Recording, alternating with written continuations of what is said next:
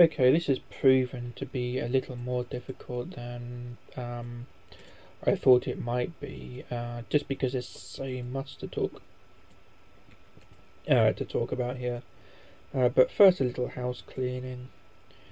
I intend at the moment to just post this publicly on my new channel, Peachy Fluttershy.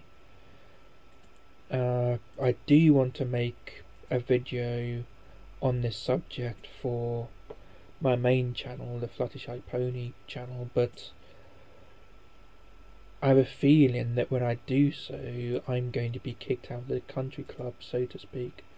And I don't mind that. In fact, I welcome that. The country club can fuck itself. But, you know, I do want that video to be awesome.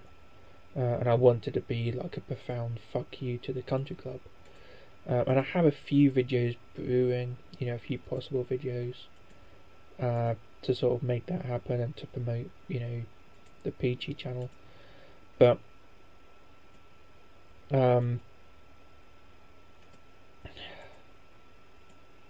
yeah, I don't know if this video is going to do it or not. So if you're watching this on Fluttershy Pony, rest assured that there will be no more videos on this subject on this channel. You know, this channel will just be for what it's always been for, you know, random crap basically. And yeah, if you want more, then go to Peachy Fluttershy and subscribe. It's something that I've been meaning to talk about in great detail for a long time, so there should be plenty of videos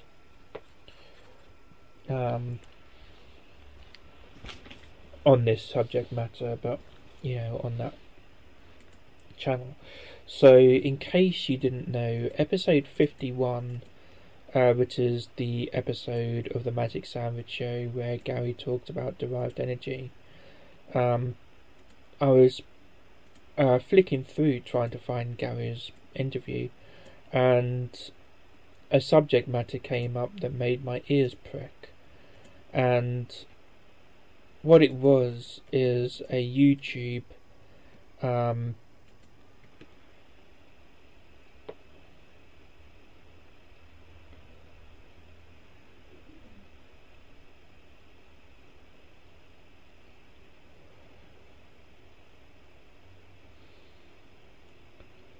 what it is YouTube user Aereo Kiplatrick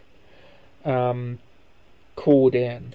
He's a zoophile activist, and he was asking, you know, we know the creationist reason for bestiality being wrong, but what's the secular reason?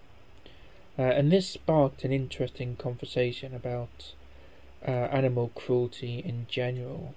Near the end of it, Aaron Ra sort of interrupted and said, you know, creationists are going to listen to this and say, look what atheists feel about bestiality, sort of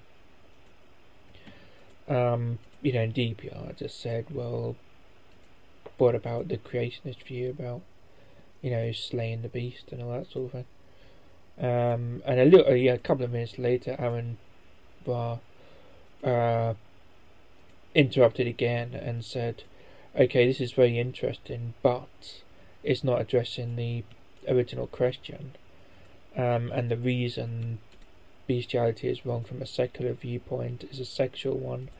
It's simply that, you know, a sexual relationship between, you know, a healthy sexual act should be committed between two equals. And my jaw fell off and hit the ground.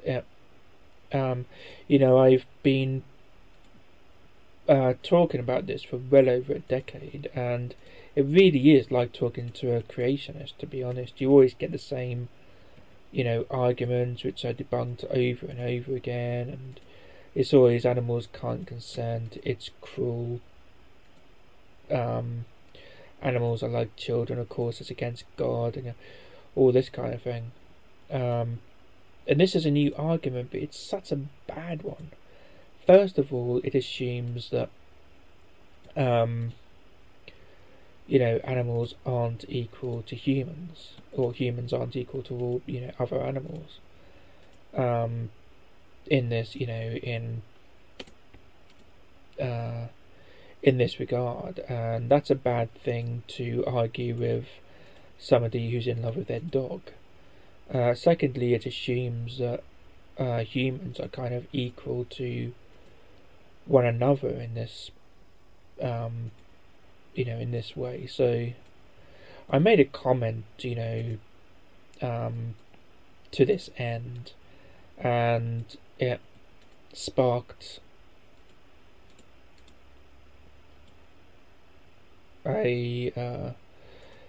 obviously it sparked a sort of debate in a comment section, and this is basically where we are now.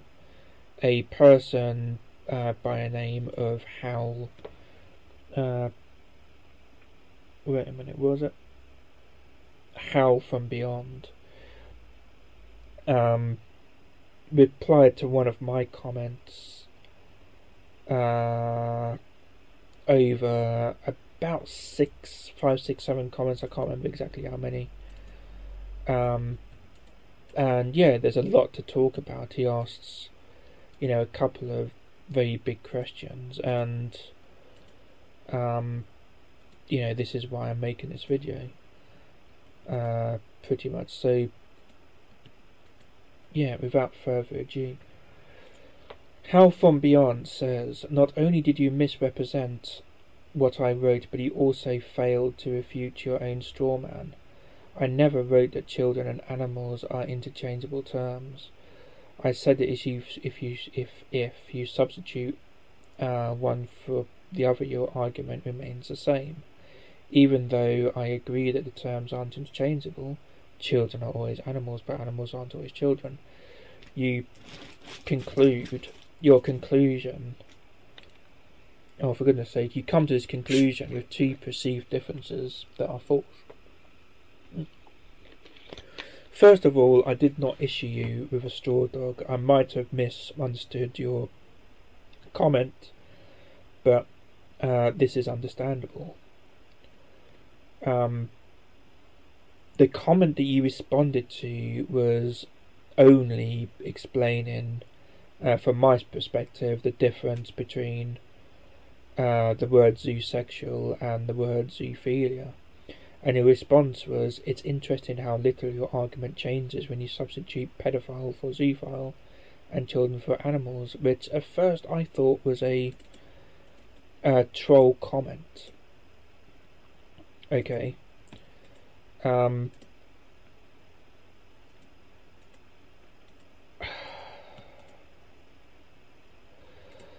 I thought that you were implying that I'd made some kind of argument at some point, in favour of pedophilia or child molestation, in the same way that I do for bestiality and that sort of thing, which is false. But I ignored that, and instead I addressed some points which you some good points that you do bring up. I do believe that pedosexuality is a sexual orientation, or pedophilia, or whatever. I'm not alone there. Studies have shown this. I've been arguing about this for a long time. I think it's unhelpful for us to treat it like a mental illness. Of course you want to treat it as a crime, at least to a degree. You want to take these people, these child molesters out of society, as quickly and as effectively as possible, but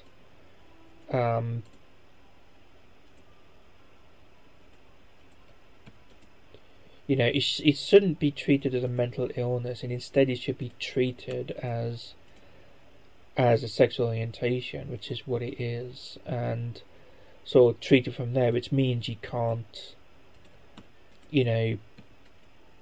as studies have shown, and I'll put a link in the old description, but you can't, get rid of the desire to have sex with children through medication. You can lower the sex drive, but all that does is lowers the sex drive.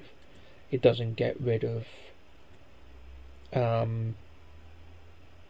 the attraction to children, as it were. Much the same as when they tried similar things with homosexuality. So you can see why it kind of matters.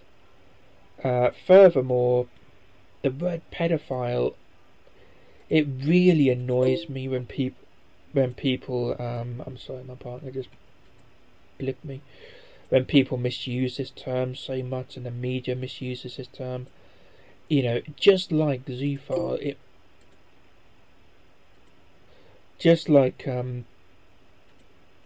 zoophile, it does mean a profound love for children. And while technically speaking, this attraction might display itself in a physical form like sex, it kind of doesn't make sense that it would, because that would harm the child, and nobody who loves children enough to earn the title of pedophile, in its real sense, would ever do such a thing.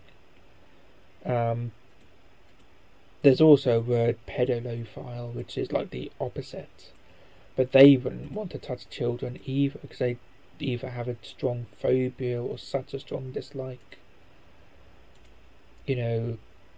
of children. I think when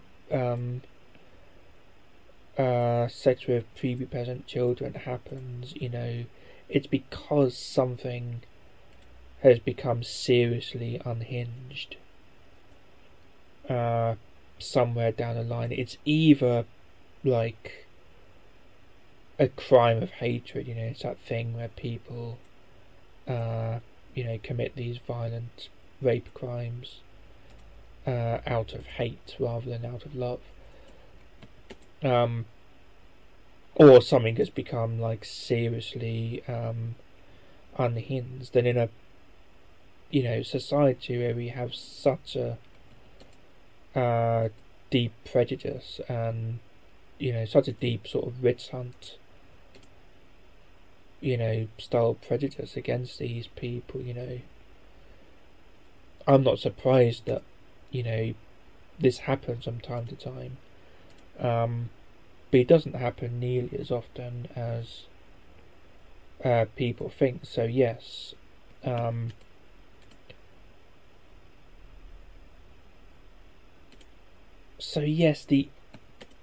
that particular portion of the argument remains the same, but the difference is that sex with animals is not cruel, and sex with prepubescent children is cruel.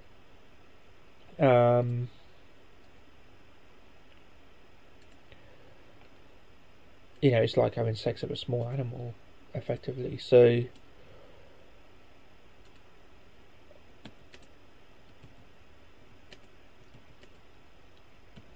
I don't know. There is also, as I'll go into later on, homosexuality was a paraphilia at one point. I don't know what term they use. I'm going to just say homophilia.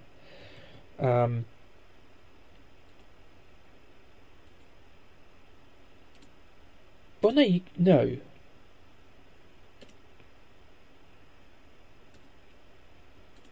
Yeah, let's say homophilia is, the love of somebody of the same sex that might display itself physically, emotionally, or spiritually. And the argument could, it could be made, for that as well. You could say basically that it's interesting how literally argument changes when you substitute pedophile for homophile, and children for people of the same sex. Yes, the argument is the same, but pedophilia, zoophilia or zoosexuality, and homosexuality are all different kettles of ball games. And it doesn't change the fact that sex with children, as I say, is undisputably wrong. The very Bible says, in Leviticus, I believe, this book which is horrifically cruel and advocates slavery and blinking marrying children as young as 11 and all this god-awful crap. Even they put the goalpost at 11, by which point most women have reached puberty. So even these people recognise that at least prepubescent sex is always wrong. It's always going to cause harm. And I don't think there's been a society that believes otherwise, to be honest. It's just this inbuilt, fairly obvious thing. There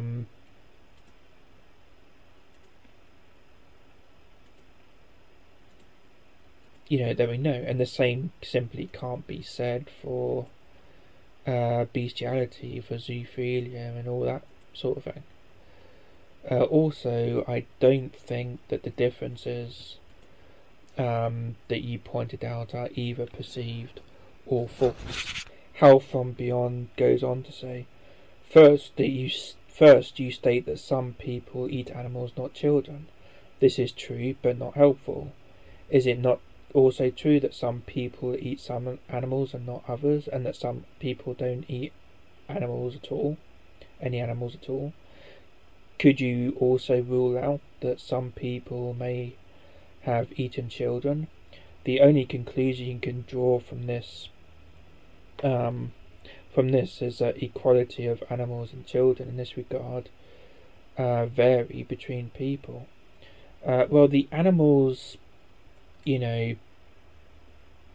can't consent to being eaten argument is a bad one, but it's still a solid argument, as long as we are treating animals like shit. In fact, I've been thinking about this, and in the light of the way we do treat animals, the bestiality laws are completely nonsensical. For this reason, basically there are two groups of behaviours that we find, utterly disgusting and wrong when it comes to animals, and the first is when the cruelty is obvious and in our face. For this reason, we don't allow dog fighting or cockfighting. Hollywood films always have the logo at the end, don't they, for the the American Humane Society. We don't particularly like circuses most of the time, especially when it looks like the elephant's being whipped and all that sort of thing. And we don't allow people to kill their own animals, even when it would surely be the kindest thing to do.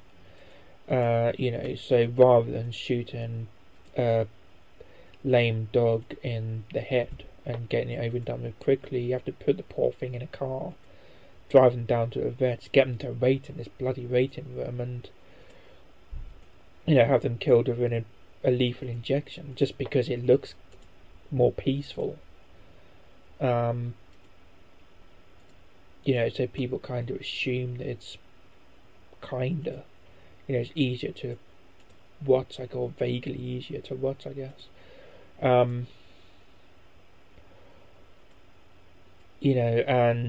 rather than pulling the head of a chicken that you intend to eat and getting that over and done with, instead the chicken has to be often brought up in these horrible conditions, and then they're all kind of lined up, on like this clothesline type thing and electrocuted. And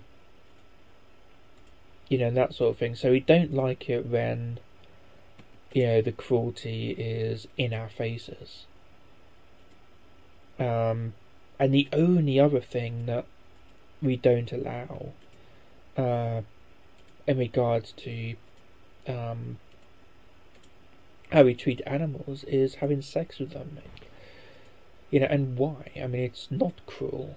I've seen it happen on video, but I've seen it happen many, many times, and it's actually kind of sweet. You've seen these videos. I might link to a video. It's not zoophilic, I absolutely promise. But it's one I saw today. It has like a pit bull licking a small child's face, and it's really, really sweet. The video is in protest of people who mistreat pit bull terriers and don't like them and stuff. And they're saying, look at how malicious my pit bull is. He is the gentlest, most well behaved dog I've seen in my life, I think. And that's basically what these videos on these bestiality sites tend to be like. It's just a fairly kind of sweet and strong bonding between a human and animal that happens to involve sex. I think it's just like a projection of, in fact I'm fairly bloody certain it's like a projection of our own sort of human prejudice against sexuality. It's it's a byproduct of the pedophile witch hunt thing, and all that kind of thing, and it makes no sense. Moving on, there's a writer called Ted Andrews, and he writes about, he's got a famous book called Animal Speak, and he's made cassettes and probably videos and all kinds of other shit, and a bloody set of tarot cards, which I actually have. But he talks about animal magic, finding your spirit animal, passing feathers around, and all these different traditions from Native American and sort of shamanic traditions like that. And basically what I've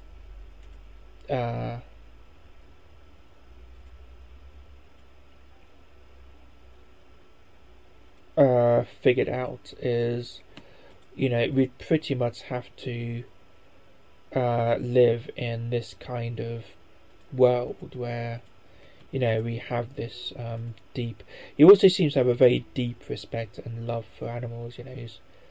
He's very kind of spiritually connected to animals, as it were, and all that sort of thing. And absolutely, would never be cruel to an animal. And we'd have to sort of live like this, like Native Americans did, and like people in the rainforest do, and all that sort of thing. And the problem there, from your perspective at least, is that if this was the case, then bestiality would be absolutely fine, as it is in all these cultures. If Ted was being honest, what he'd have to say is, that we're just bonding with the animals. That it's a perfectly natural thing. As long as we're not using the animals and all that sort of thing, then it's fine. I have a shamanic friend who gave to me as a gift a shoebox full of animal bones that once belonged to a young vixen, and she found these bones, and she knelt down and started singing to these bones, and then started talking to this vixen, and then she threw these bones, and then she asked the vixen if she could take the bones, and the vixen said sure. So she took these bones, and she, they're really precious to her, but she sort of gave them to me because she was moving and couldn't take them with her. And I wear 2 of them on the on my collar.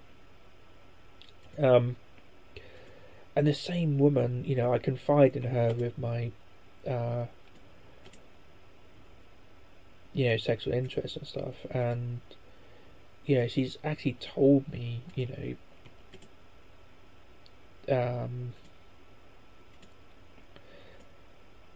actually told me at some point that I should just go out and find a willing horse, and this is kind of what I need to do. I need to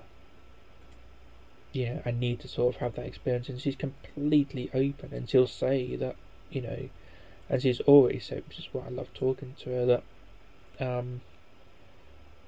in these cultures, where people do have a strong kinship with animals, where people do eat meat, but they they seem to show a as much respect for the animal they're about to eat as a zoosexual will to their partner. And bestiality is just part of the culture. They just don't worry about it. There's not like this taboo against it whatsoever. So what if we took a more Western response? What if we said, okay, we're not allowed to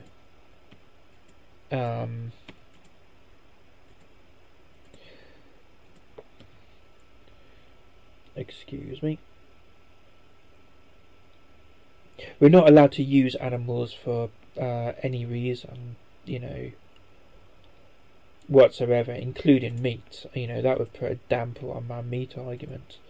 But that wouldn't matter in the slightest. I'm vegetarian, and anywhere I'd be far too busy having sex with my dog to care.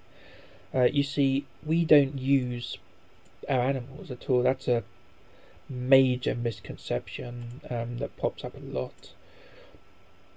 We're not, using animals as masturbatory tools or anything like that. We're having sex with the animals. We have strong bonds with these animals. We love our animals, and stuff like that. So and we're no more using our animal partners than going into a park and feeding the squirrels is using the squirrels.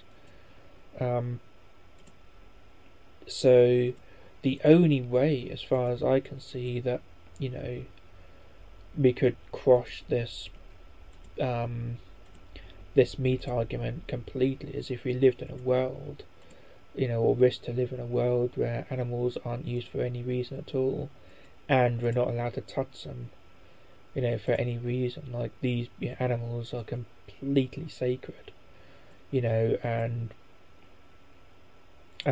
this is a general accepted philosophy that animals are just completely sacred, and you can't even cast your shadow on an animal, and all that sort of thing. And if that was the case, I'd be protesting against that and what I'm protesting against now. So, or fighting for now. So,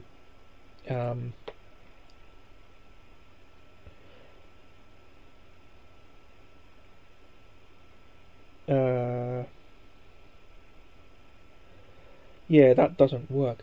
You know, the argument that goes, animals can't consent, but they don't consent to being eaten. I don't believe in that either. Oh, you know, the argument that was made at the very start of the video when DPR Jones said, "Oh, animals can't consent to meat or the way they're, the environment that we put them in." You know, and someone said, "Oh, yes, but we're like vegetarian, we're like members of PETA and the RSPCA and all that kind of, thing, and therefore we don't accept the farming industry, we don't accept sex of animals, we don't accept poking an animal in the eye with a knife. It's all the same thing to us." That is a complete straw dog to the argument I was making. The argument I was making was more like the argument that DPR Jones made after that.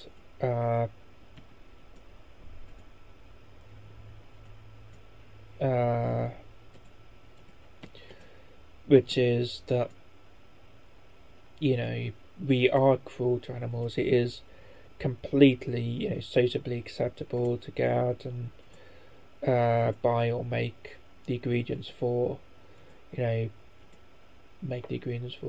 not illegal to make the ingredients for it at all, but it's legal to go and buy a bacon sandwich or buy the ingredients to make one. It's legal to bet on a horse and all of this sort of thing. It's legal to buy a small animal and keep that small animal in a small cage. And as long as we're kind of doing, treating animals like absolute crap, why shouldn't some people have sex with them along the way, especially when it's being proven that it kind of causes no harm.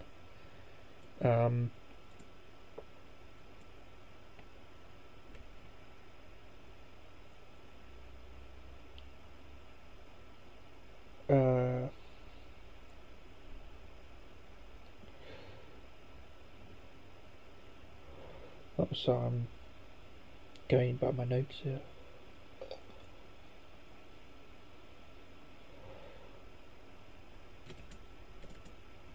Yeah, but that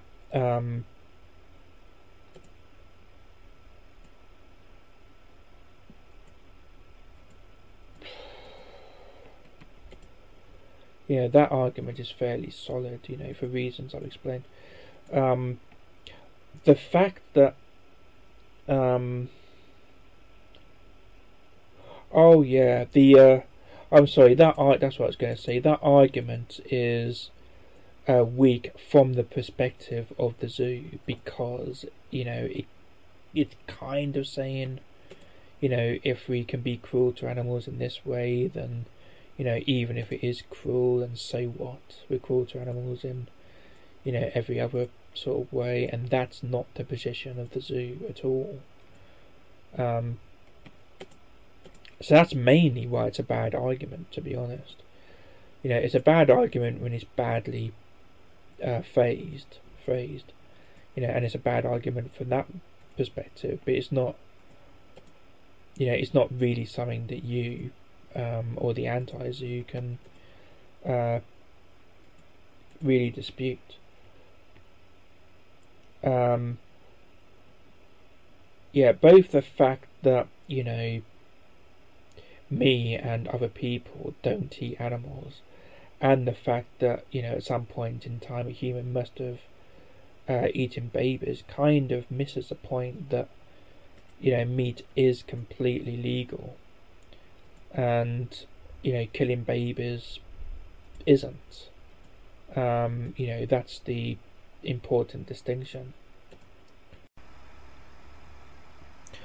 This next bit is a little complex and problematic because it deals with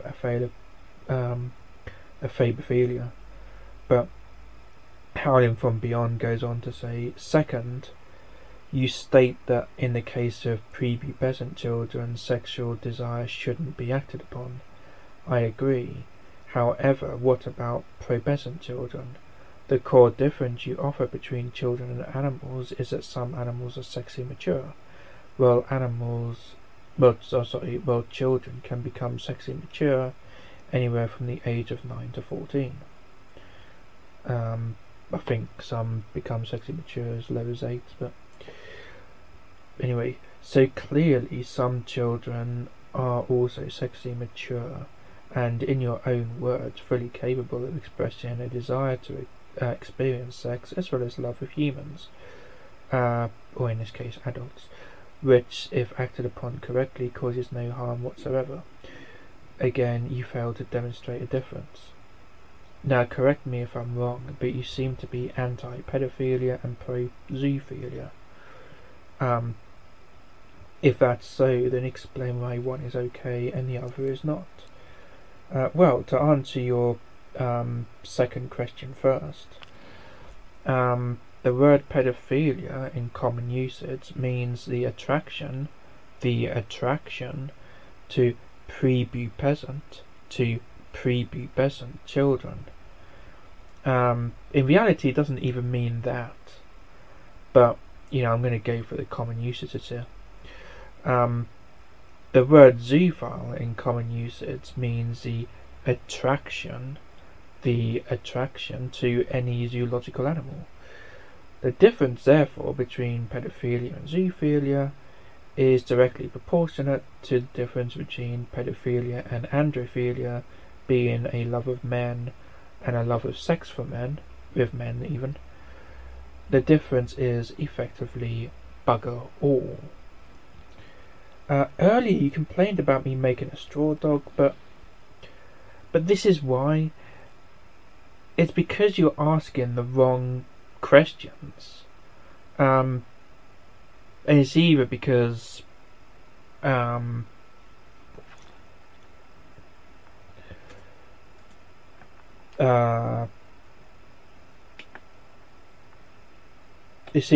you're inadvertently misusing the misusing language, or because you're being a bad troll. I'm gonna assume the former, but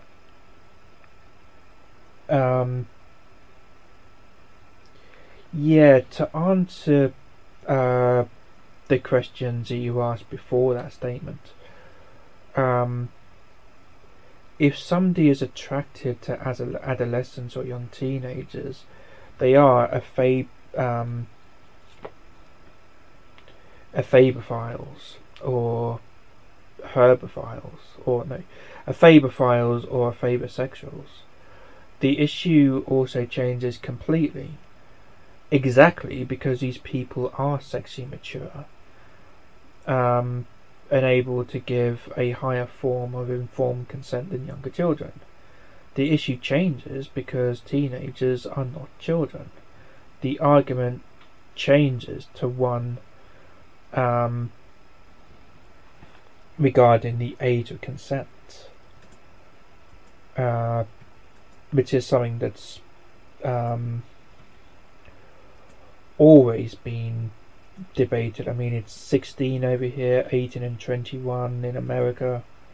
I think it's as low as 11 in Italy still. And it's something that people do have, serious debates and fights over. I happen to agree with the UK and US ages of 16 and 18. And here are some of the core differences.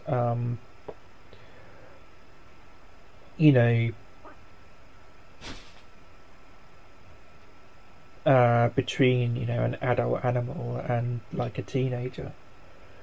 A woman can become pregnant, but a dog cannot, not by a human. A very young woman, say an 8-year-old, who becomes pregnant could die.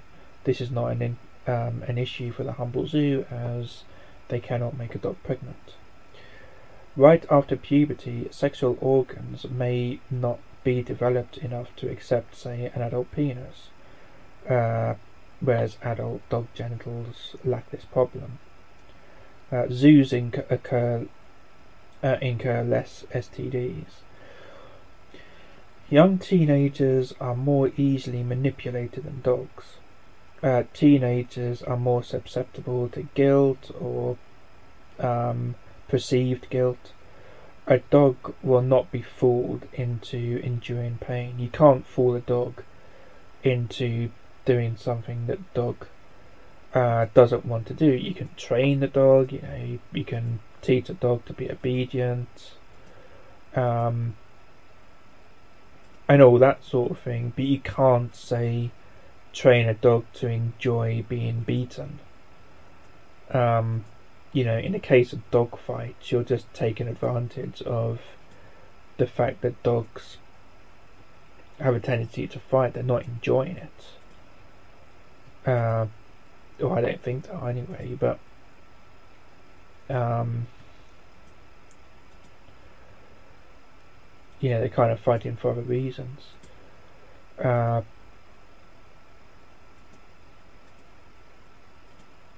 Whereas a young teenager, humans are the only animals that could be susceptible to things like religion. And you could use religion to potentially guilt a teenager into having sex with you if you're an adult. If you bring the child up in sort of a this is the problem. If you bring a child up in a controlled sort of environment, and you don't allow them to experience life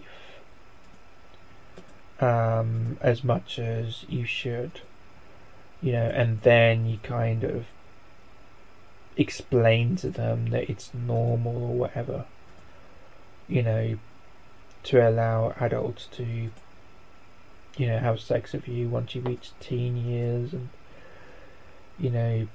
this, that and the other. It is a problem that sort of occurs from time to time. I believe that this is what happened to Jenny Andrews, and that's why she has the somewhat iffy views that she has. And you can't do that sort of thing with a dog, or a horse, or any other kind of animal. They're either going to make it predominantly clear that they're in pain if they can't get away, or they're going to get away, or they're going to attack you, or something of that nature, no matter how well trained they are. And the only way to really get around that is by actual cruel, things that nobody would deny, are cruel, like tying the animal up or sedating the animal, or things of this nature. To reiterate, it is I think I've just been through that. A teenager typically has their whole lives in front of them. Any permanent consequences that occur as a result of them having sex will follow them around effectively for their whole lives. We do allow adults to choose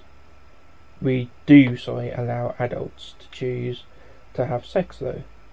Dogs are adults, and also, on the whole, live far less complicated lives than humans.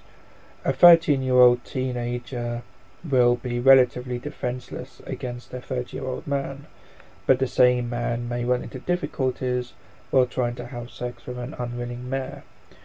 When you've got your pants down and you're standing directly behind a mayor doing something that he doesn't like, you're going to know about it. Unless again you're inflicting cruelty, which is not what the average zoo or any zoo is advocating, because once you start advocating that kind of thing, you're a zoo sadist.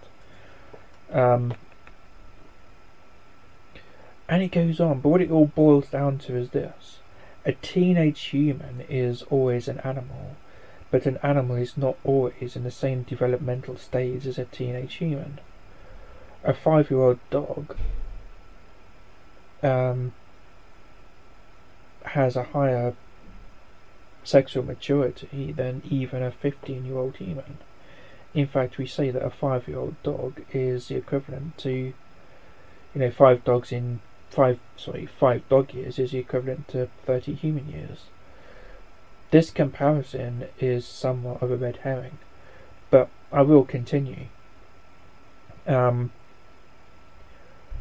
few days ago, I searched on YouTube channels made, I searched for YouTube videos made by pedophiles and people who attack minors and stuff, to see if there's any videos where they kind of argue for their actions, and I found none. I wanted to point out earlier actually that I did come across a video where it was a creationist video, and they claimed to be, by the title and everything like that, they claimed to be defending pedophilia by using the same arguments as homosexuals use, and obviously what they were doing was trying to belittle homosexuality by comparing it to pedophilia. And this is basically what you're doing at this point.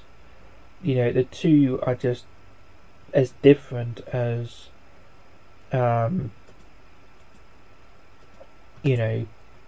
chalk and cheese, and yet you're putting them in the same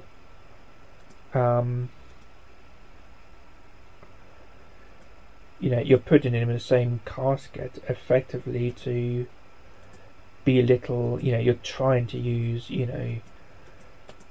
something as A, immoral, and B, fantastically B, undefensible, and C,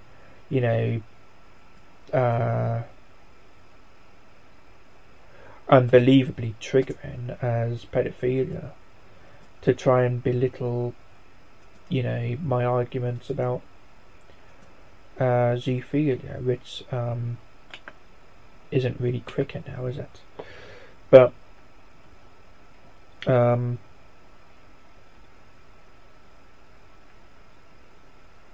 yeah, anyway, I also found a Newsnight article by somebody, I can't remember his name. Nigel Oldfield is his name. And he was arguing that not all crimes should be put into the same casket. Somebody who has a few photos of kids playing on the beach, and he jerks off to these photos, of kids playing on the beach, shouldn't be put in the same casket as somebody who actively goes around raping the arses of children, and throwing them in ditches. And yet they often are. And the former, well, I guess they are both pedophiles potentially, but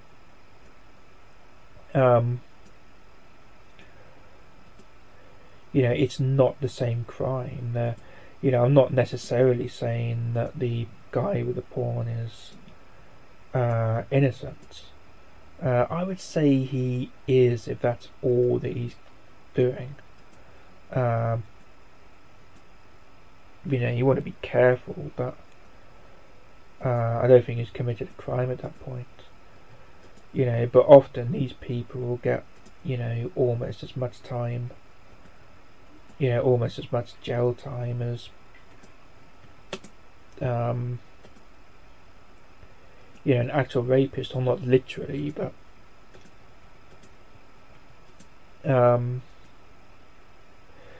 the crimes are taken way too seriously because they have this connection to the triggering world of pedophilia.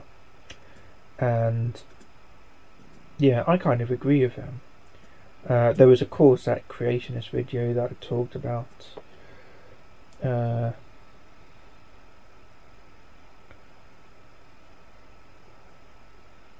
There was a weird blinking series of videos entitled Ex-Convicted Pedo Gives Advice on How to Make Your Children Less Attractive, something of that nature.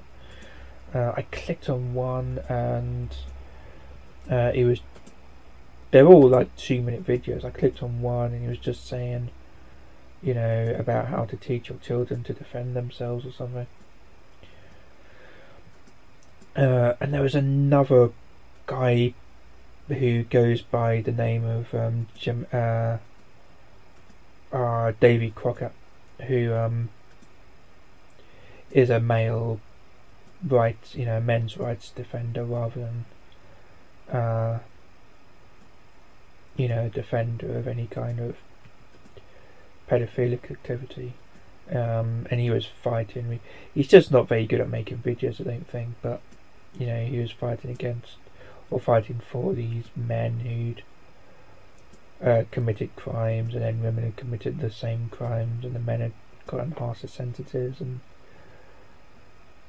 that sort of thing. And of course, the whole thing about men kind of automatically being assumed to be pedos, and women aren't, and that kind of thing. So I don't really necessarily agree with him, but at least he's not a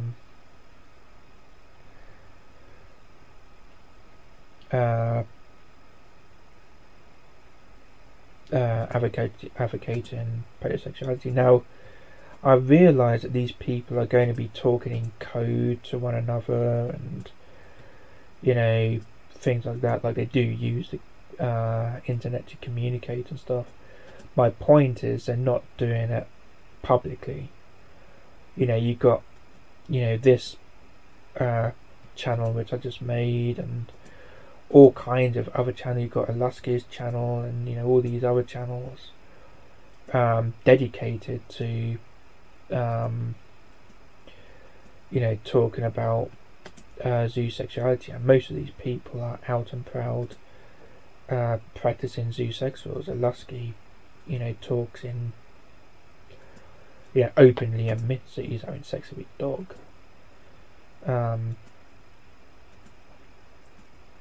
So but you'll never find, or I couldn't find anyway, anything like that. When I searched for the same sort of thing from pedophiles and people attracted to minors. So I started watching episodes of To Catch a Predator. I watched 2 episodes at first. I think it was number 12 and number 1 that I watched. And I noticed an interesting series of patterns. They usually use decoys posing as teenage girls. The one I was watching while I was making this particular note, she is supposed to be 15, and they nearly always sting adult men. The men never try to molest the decoy. They are always polite and friendly, sometimes quite romantic. If they plan on having full-blown sex, they usually bring condoms, and they're even passive usually when Chris Hansen is talking to them as if he's narrating a bloody movie trailer. while the program is usually careful not to use the word pedophile, and in one episode that I watched later, they do explain that pedophilia is attraction to a much younger child, but not in the first 2 episodes that I watched. They do misuse a lot of buzz terms like child molester. They say, they've said things like, you're willing to ruin this child's mind for the rest of her life, and they were going to have sex with a very young girl, and things like that. The only reason the show works is because it's a crime to groom a minor online with the intent of meeting up with them for sex. The crime is always upscaled as much as possible. There was a sting operation against someone who, there was a sex sting operation against people who wanted to have sex with a couple of dogs, I guess. They talked to this person online and they said, I've got this kennel, and if you pay me X amount of money, I let you mess around with a couple of dogs. They met up and it turned out to be a sting operation, and that was completely illegal. Like, it's not a crime until you're until you're actually caught having sex with an animal, or you're caught with pornography of some description. It's you haven't committed a crime, as opposed to this To Catch a Predator thing where they have committed a crime because it's illegal to turn up with the intent, or groom a child online and then turn up with the intent of, I think it's illegal to groom a child as well.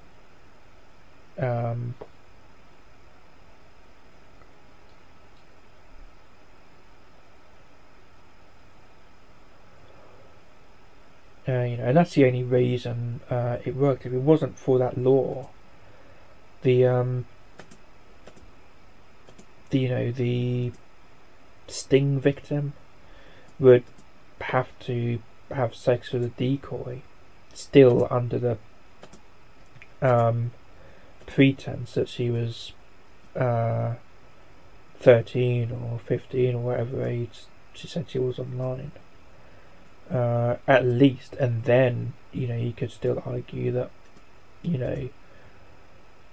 he thought she was 15 but she wasn't.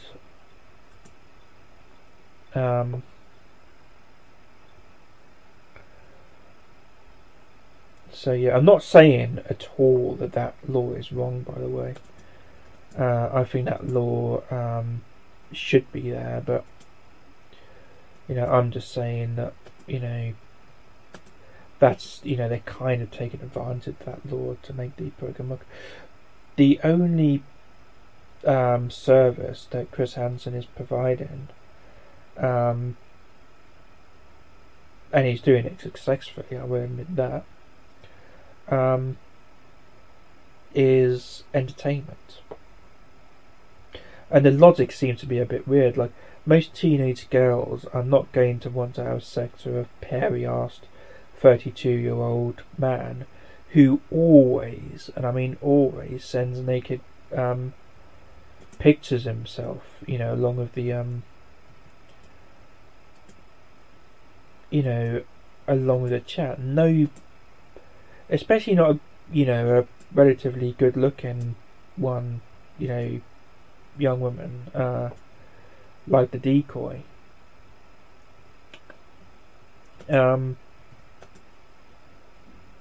It's just not going to happen.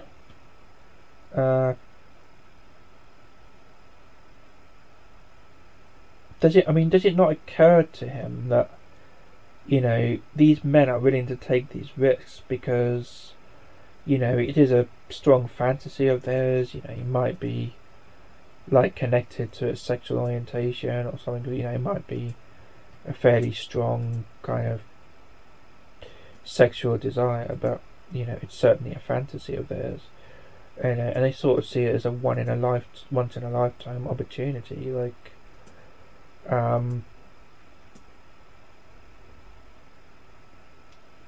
I also don't know exactly how these conversations go, do they? They're always kind of create mine, you know, the actual sexual things to make them sound as perverted as possible.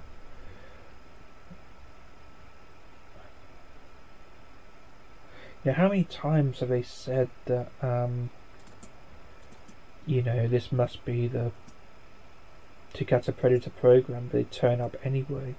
The decoys even said at times, you know, has even mentioned, you know, the program, and they've still turned up.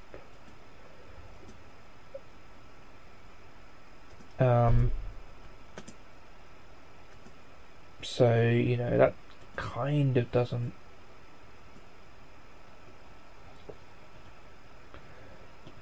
fit. As far as I can tell, they're taking these they're taking this law and then taking advantage of it to arrest these people on a technicality for the sake of entertainment.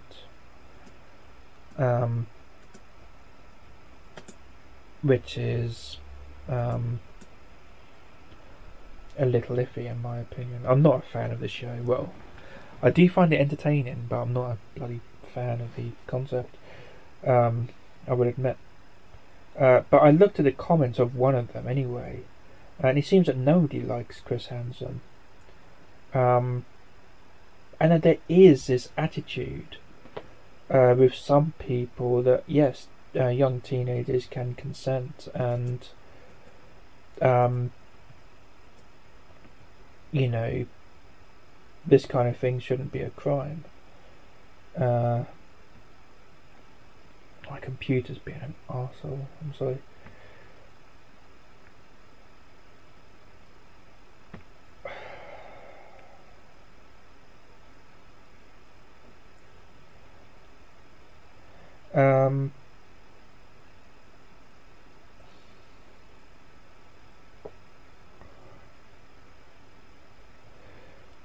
You know, these people do believe that as long as they, you know, act responsibly and all this sort of thing, or as long as they're in love with the person, or, you know, and all this kind of thing, you know, that they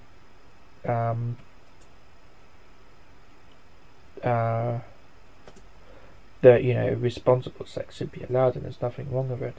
And while I disagree with them, you know, I can't honestly say that they're objectively wrong. It's an issue of the age of consent, and we all know that the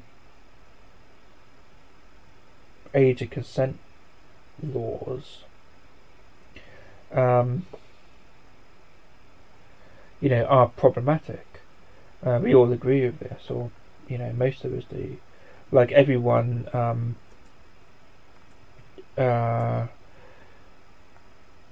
matures, you know, at a different rate, meaning that whatever age you set the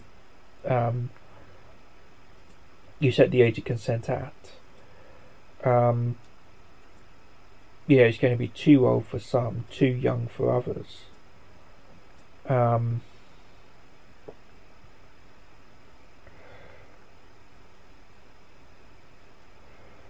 So, you know, I've been thinking about this, and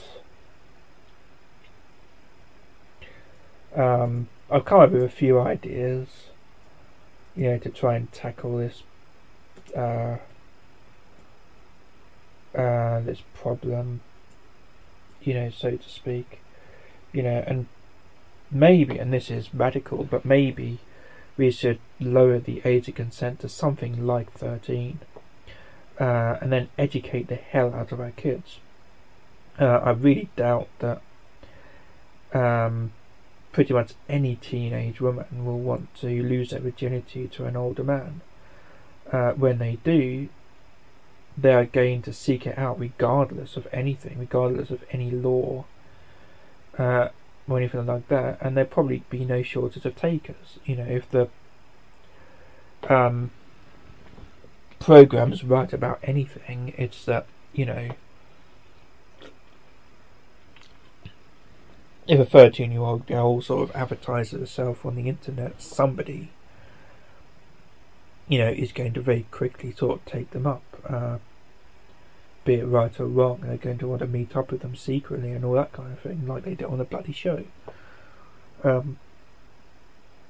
Especially if he's being persuasive, which, we all know what teenagers are like.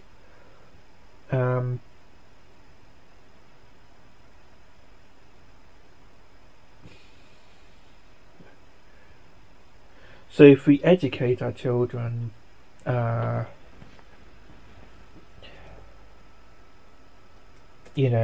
which a lot of people, like especially religious people, seem to have a problem with, but really, if we educate the hell out of our children and teach them, the consequences of, sex, and be absolutely honest, and make it the theme of cartoons and shit, like really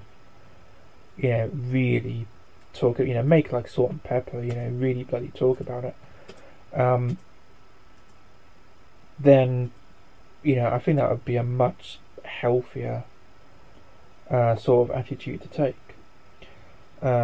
In the case of, an adult having sex with a minor, contraceptives should be,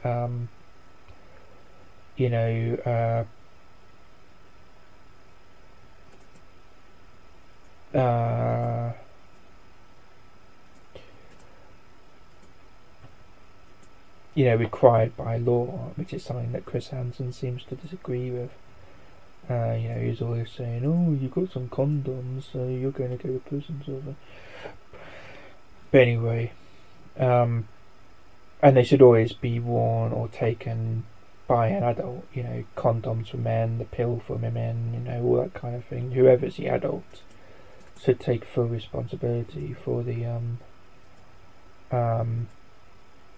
or first responsibility for any form of contraceptives, which should be compulsory, to protect that little mishaps like that. The computer really is being a dick. In cases where an adult tries to force themselves onto a minor or bribe them, lies with intent or anything like that should be taken much more seriously even than it is. It should also be considered a serious offence if the teenager is having sex for money or for material gain. Rape should be considered more serious for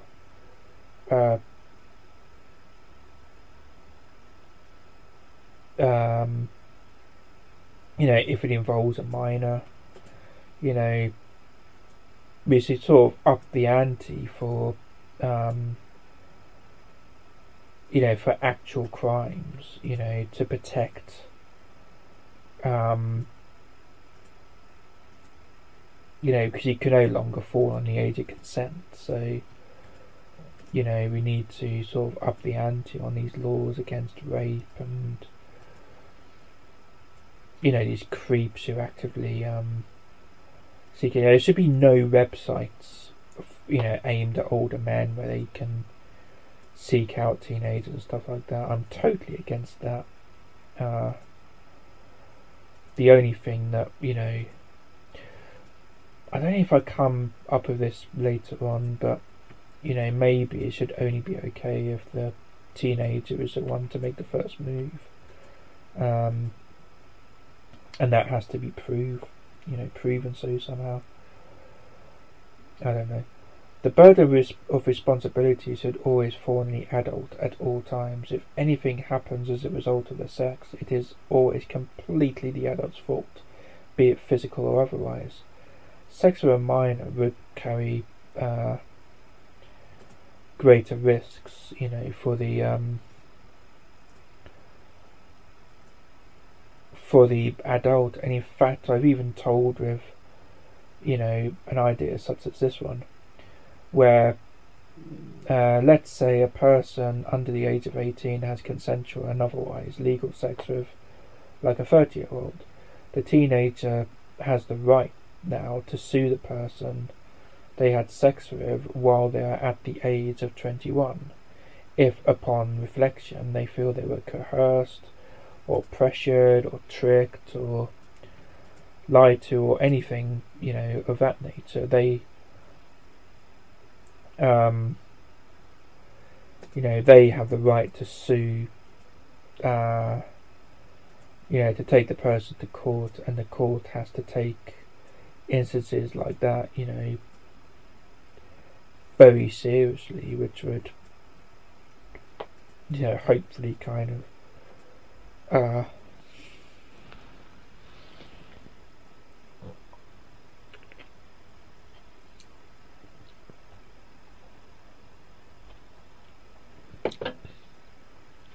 discourage random men from having sex with random teenagers. And I think that would work out a lot better than the laws, and the stigma that we have today. I think it would solve a lot of the problems that we face today. Say, while a good-looking 14-year-old girl looking for casual sex with an adult will probably find no issues whatsoever finding a partner on the internet, I do not think that hordes of horny men will suddenly come out of nowhere and attack young teenagers. I think that consensual sex will occur only once in a blue moon. Like, it really would be a freak, occurrence. It would be like, these stories you hear of 18-year-old girls dating 80-year-old men and that sort of thing. And that's what you'd feel like to the blinking young, younger person. Surely. I know for a fact, that I did not find adults in the least bit attractive. When I was at the age of puberty and all I wanted to do was hump something, I found people of my age group attractive. I found the idea of having sex with an adult completely gross, until I reached about adult age myself. And now I find older people, but I find animals attractive, obviously, but where I do find humans attractive, I tend to find older people attractive. But yeah, I think most kind of teenagers have this inbuilt thing, where they're only going to like people of around their age group, in particular, and especially like, young, good-looking teenage girls like the one on this poxy show is supposed to be.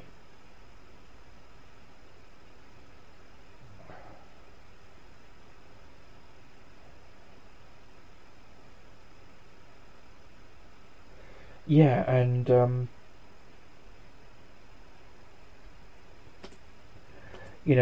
these are people who who turn up on that program wouldn't be what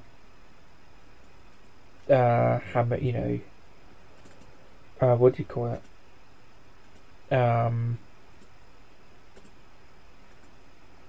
Driven underground as much. I mean, this is another thing that he doesn't take into consideration. If it's so blinking, if it's so common, then all he's doing is causing harm. Like, that, if it's that common, then not everybody is going to wind up on that show. Some people are going to be talking to a real young teenager and are going to turn up and have sex with them and not be stung by Chris Hansen.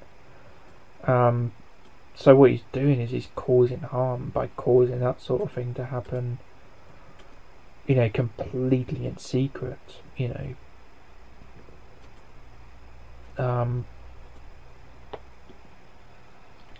So, yeah, that's my attitude. And what I'm getting at, okay, is that sex and orientation are a complex issue. You can't simply say that sex with animals is wrong simply because something as triggering as sex with children is wrong. They use this exact same argument about homosexuality. There is literally an infamous PDA from the 1950s called Boys Beware, which is basically a stranger danger like PDA, where they switch out the word pedophile for homosexual. Like, literally, I'll put it in the bloody description in case you haven't seen it. And you're doing the exact same bloody thing here, which doesn't work. Even if bestiality is wrong in your opinion, that's fine, prove it, but you can't really go around making that argument because it's pretty dumb. For fuck's sake. Right.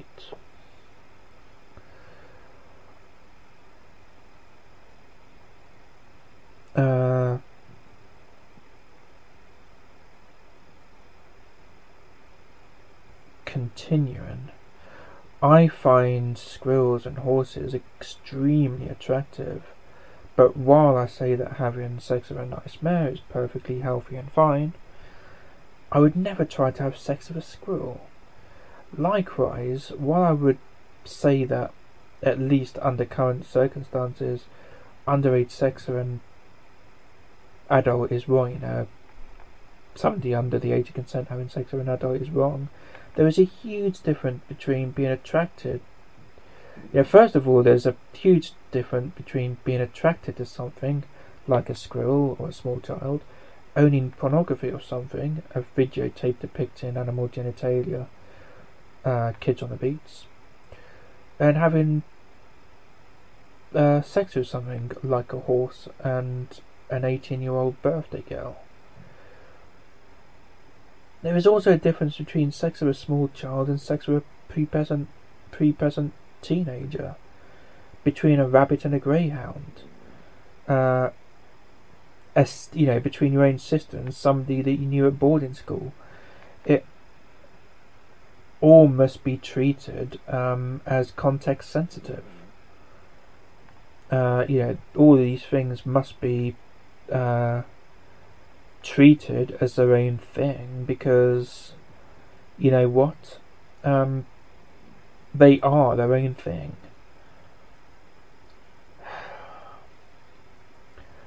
It is wrong to rape because human sex can easily be life-changing, and for this reason it is vitally important for all parties involved to make an informed decision.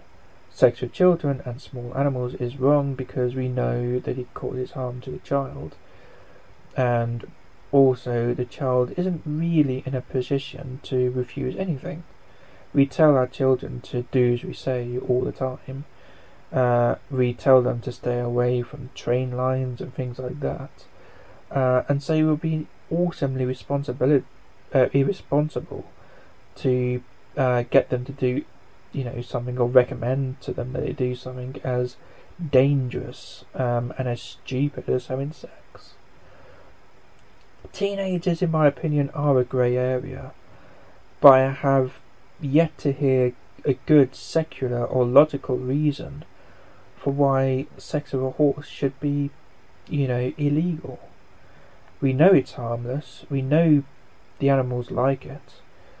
We have studies and zoosexual testimonies and no cases of horses being harmed through sex with humans, and all kinds of things like that to prove it. This is, and this is what I happen to be sexually attracted to: bloody horses. It's not cruel, it can be kind. You know that horses, and you know what horses can't do besides consent.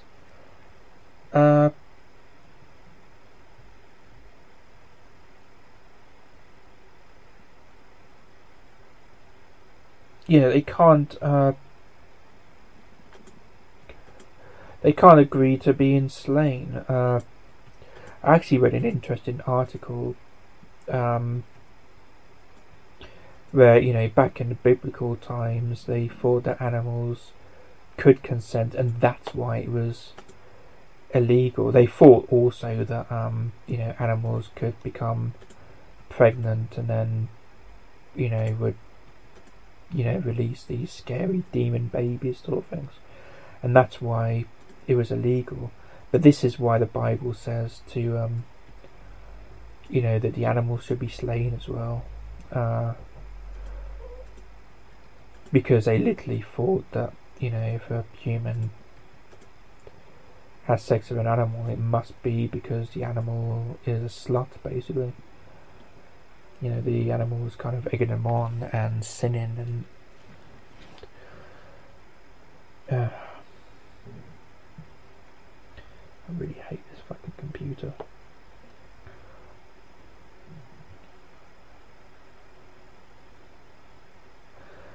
In countries where they actually understand the concept of the separation of church and state, the act is legal. They generally say it's legal as long as no harm is being done to the animal. Because there's no secular reason for it not to be. And these, the courts in these countries have ruled that it's actually a violation against human rights to, make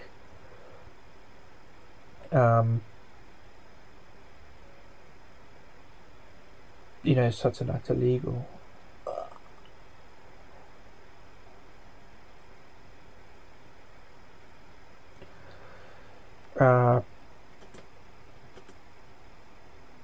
And once again, there's a difference between,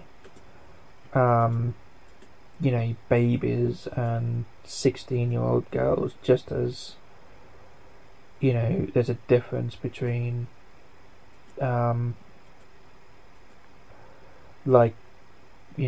small animals and, something like a horse.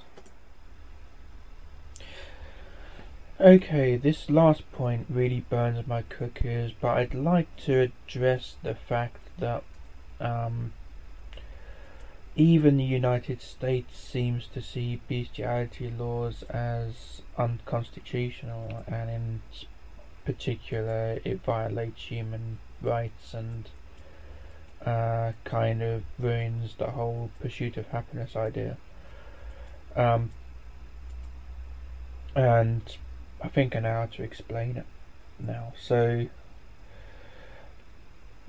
under, it's a misconception, a common misconception is that we, a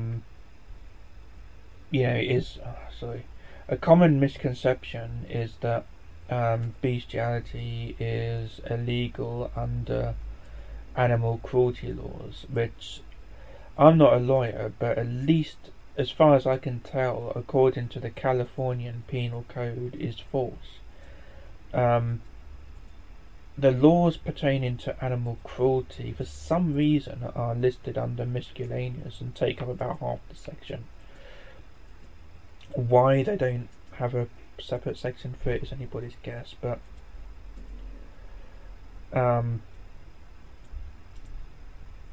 you know, pretty much anything you can think of that you know, might be considered illegal animal cruelty. You know, dog fighting, you keeping animals in, you know, too confined a space, beating animals, killing animals, neglecting animals, improper care, all of this sort of thing. You know, it's all covered by this law, but bestiality just isn't at all whatsoever, not in that section. Instead, we have, you know, under the sex laws, we have section 286 that reads, any person who sexually assaults any animal protected by section 597F for the purpose of arousal or the gratifying of the sexual desire of the person is guilty of a misdemeanor. Now that's 286.5. Let's read the first few paragraphs of 286.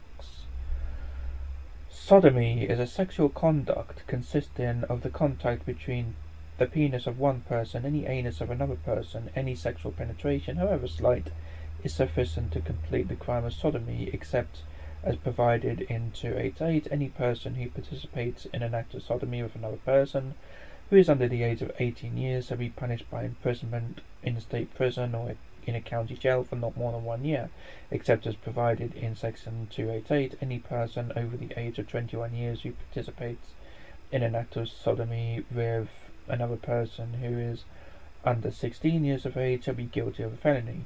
Any person who participates in an act of sodomy with another person who is under 14 years of age and more than 10 years younger, then he or she shall be punished by imprisonment in the state prison for 3, 6 or 8 years. Any person who commits the act of sodomy when the act is accomplice against the victim's will by means of force, violence, duress, menace, or fear of immediate or unlawful bodily injury on the victim or on another person shall be punished by imprisonment in the state prison for 3, 6 or 8 years.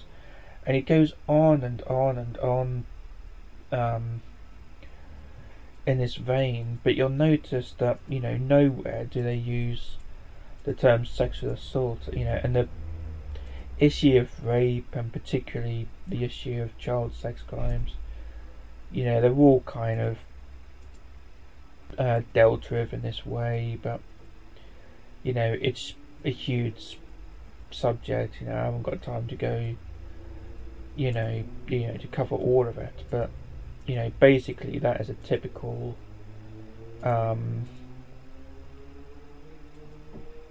you know, a typical law, you know, protecting minors from you shoving it up their arse. And it doesn't say anything about sexual assault. It, you know, it just says, you know, this is the action and this is a crime, sort of thing. So it looks to me like that, you know, 286.5 law is a crime against, you know, a law against zoosadism. It's basically saying if you know, break any of the laws, you know, pertaining to animal cruelty, and you do it for sexual gratification, then you're guilty of a misdemeanor on top of everything else. And literally, that is, apart from one other law about pornography, you know, you're basically not allowed to produce pornography depicting this sort of thing, and that is the only laws that are written in the penal code, as far as I know, that pertain to bestiality. And while I don't want to get too deeply into the issue of consent, while we're here, I do want to read what the law says about consent within the context of rape. And consensual and non-consensual sex. This is 261.6. In prosecutions under 261, 262, 286, 288A and 289, in which consent is at issue, consent shall be defined to mean positive cooperation in act or attitude pursuant to an exercise of free will. The person must act freely and voluntarily and have knowledge of the nature of the act or transaction involved. A current or previous dating or marital relationship shall not be sufficient to constitute consent where consent is at issue in prosecutions under the aforementioned acts. Nothing in this section shall affect the admissibility of evidence or the burden of proof on the issue of consent. Well, 286 is a sodomy law, isn't it?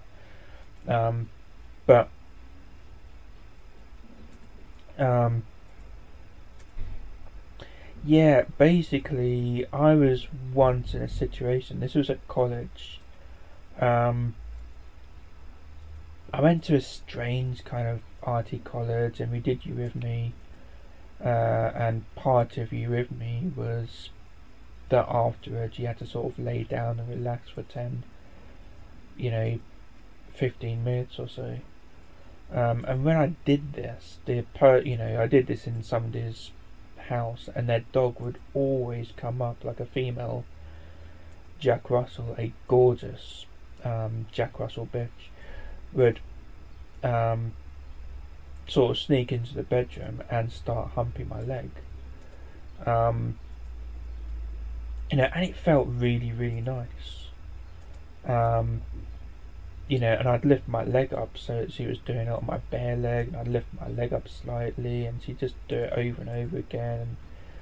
And, she was clearly having a good time, and so was I. Was, masturbating as well. And then after we'd finished, she'd come up, onto the bed, and I'd sort of ruffle her and, play with her, and we'd talk and all that kind of thing. And you better believe I wanted to go, all the way with her. I didn't, basically through fear of being caught. But if I did, the act of humping my leg obviously doesn't, count as consent for going, for doing other things. But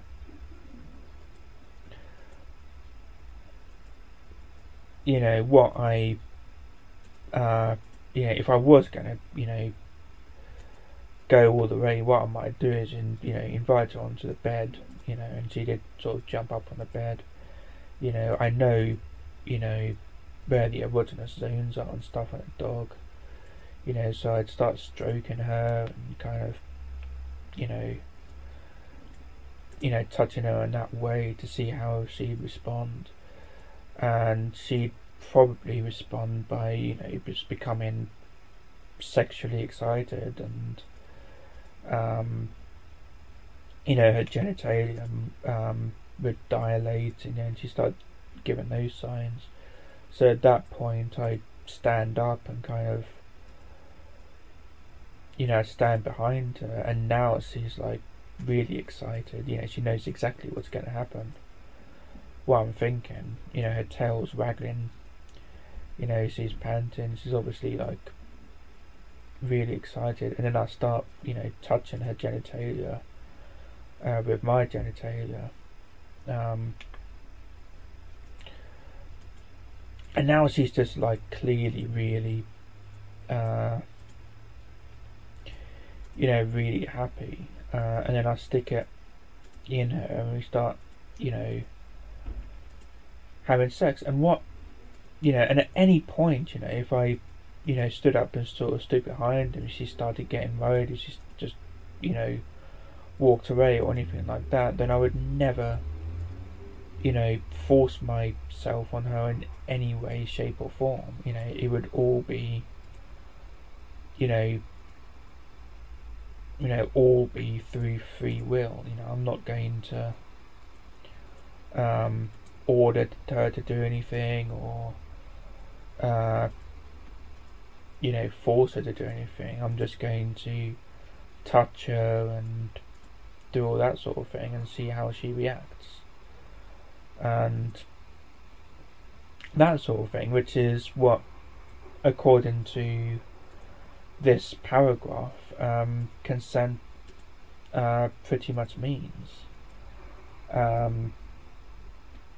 Consent shall be defined to mean positive cooperation in the act or attitude pursuant to the exercise of free will. It does go on to say that the person must have knowledge of the nature or the act or transaction involved, but as I've explained before, while an animal can't give consent to, say, be put in a tube and blasted into the general direction of the moon, that was pretty mean. They can consent to, things like sex, and I came up with this analogy that, animals can, do have knowledge and can give informed consent, when it comes to acts like sex, in the same way that a horse can give informed consent to the act of galloping. And we get a horse to gallop, genuinely speaking, by sitting on top of the horse and kicking them in the guts 4 times. And that's, generally speaking, being accepted as, the language between man and horse, to mean, I would like you to gallop now.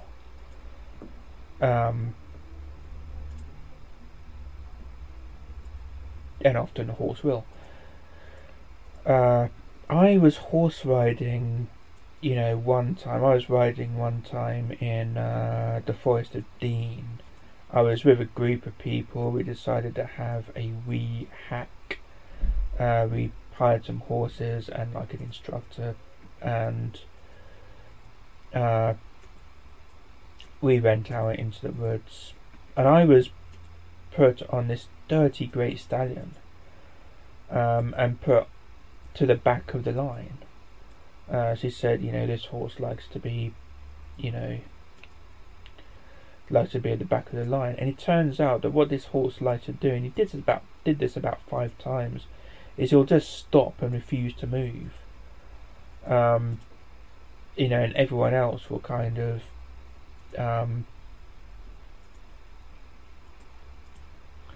will walk ahead, and when they're almost out of sight, the horse will gallop. The horse would gallop to catch up with them. And I don't particularly like galloping, to be honest, especially in the woods, because horses I've ridden before tend to think it's funny to go under low branches and all that sort of thing, but there's little you can do to control them, really. But this horse was lovely. I mean, it was actually a really positive experience, and even though he was a big horse, he didn't bolt or anything like that. In fact, I think I have a photograph that I took while he was galloping. No, I was on horseback. So, this is the sort of, transactions that often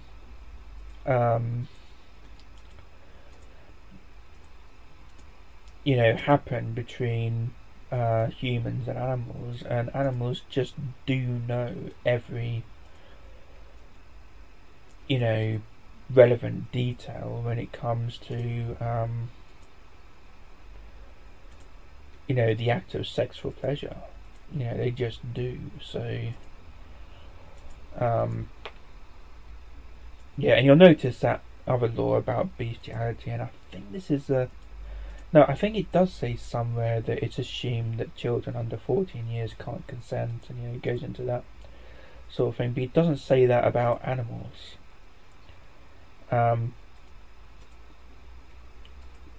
At all, not in that law. And then the the law about consent, which mentions section 286, the law about sodomy, where the bestiality law falls under, as something that the animals can do. So, it looks to be perfectly legal to me, and I think they're having, they have a tough time because, of course, if they literally, made it legal and people knew about it, it'd have a huge backlash between, with 71% people being Christian and, other people being ignorant of, the situation, people like Hal from Beyond and possibly Aaron Ra, and all this kind of thing. And only a few of us being at least outwardly zoosexual. So yeah, I think that's covered that. On with the show. Hal from Beyond says, also, you've been corrected on this, but it needs to be pointed out again. Sexual orientation by definition refers to and only to gender. The word that you're looking for when referring to attraction to age or species is paraphilia. You don't get to redefine terms when it suits you. Well, no, paraphilia has been an issue for a long, long time. In fact, it was a term that was coined in the trenches when we had a different attitude towards sex. And it's basically, a term to coin quote unquote unhealthy sexual desires as mental illnesses. And of course at one point homosexuality was a paraphilia, and that was changed to sexual orientation, quite a while ago. But things that are still paraphilias include an attraction to the buttocks, an attraction, a sexual arousal by pornography or erotic photography. Plushophilia is actually a paraphilia, oddly enough. The attraction to transvestitism, and it goes on, and some of these things listed are downright harmful. Like I said, pedophilia is a paraphilia. There's another paraphilia, the attraction to raping somebody or engaging in role play that involves rape. But under the modern, if you can call it that, definition of paraphilia, role play doesn't count. So that kind of screws that one. There's the sexual attraction to murder and harming people and things like that. But all of these things basically should be classed as their own thing. It should be either classed as a harmless fetish, like, arguably, like, certainly like, the attraction to buttocks and the attraction to breast milk and, all of that thing. It should be treated as downright crime. If you rape somebody and it turns out that you got sexual gratification out of, raping somebody, then, that should obviously still be a crime. You can't just turn up and say, oh yeah, I raped them, but I enjoyed it, and then get away with it, can you? So, some of the things should be classed as sexual orientations, in my opinion, and in a lot of other people's opinions. And the reason, that I say that zoosexuality or zoophilia is a sexual orientation is that, you know, it's obviously not a paraphilia, or, you know, if you're going to say it is a paraphilia, then it's irrelevant. You know, paraphilia is basically irrelevant, you know, in you know, culture, society. It's not a fetish either, because a fetish is the attraction to a non-genital part of the body or object, you know, that causes sexual arousal or fixation. And we quite like animal genitalia. That's the issue at hand. So, you know, and that's basically the issue. On top of that, you know, we like, you know, animal sexual organs. You know, that's what like zoosexual is effectively. But on top of that, you know, we tend to have, you know, form very, very strong bonds. Like, you know, I have literally fallen in love with, you know, my own pets, and, you know, even other people's animals. You know, like Peach the Jack Russell. You know, numerous times, you know, and people do. There are people out there, you know, who tend to be exclusive, or, you know, we tend to prefer, you know, one species over another. You know, sort of how a gay man will prefer men to women, or will only be attracted to men and not to women. You know, and there are people who are attracted to inappropriate things such as bears, like female grizzly bears, for instance. And, you know, why would anybody put themselves in that situation? You know, he's either going to die a virgin or die very soon after he loses his virginity. So, you know, nobody's going to choose to put themselves in that situation. And he goes on and on and on.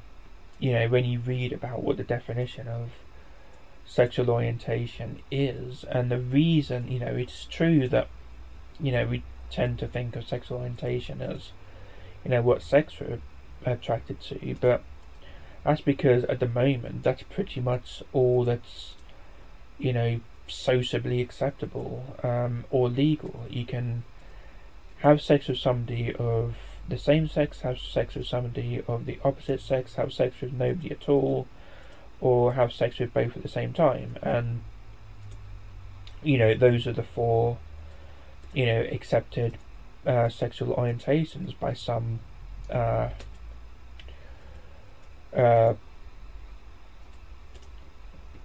major stroke of coincidence. So what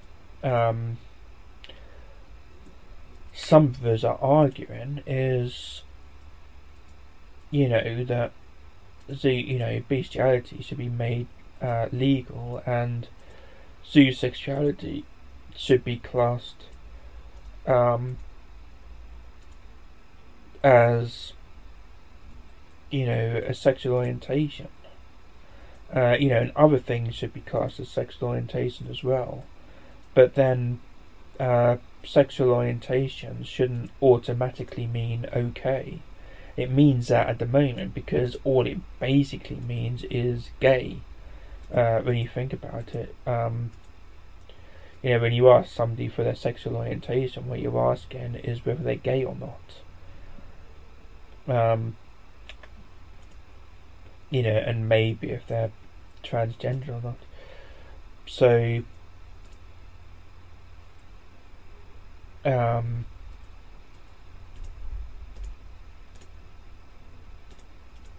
yeah, the bottom line is, I guess, you know, we love our animals and we quite like to fuck them. Therefore, zoosexuality is a sexual orientation. And has anybody ever come up with a reasonable argument for this?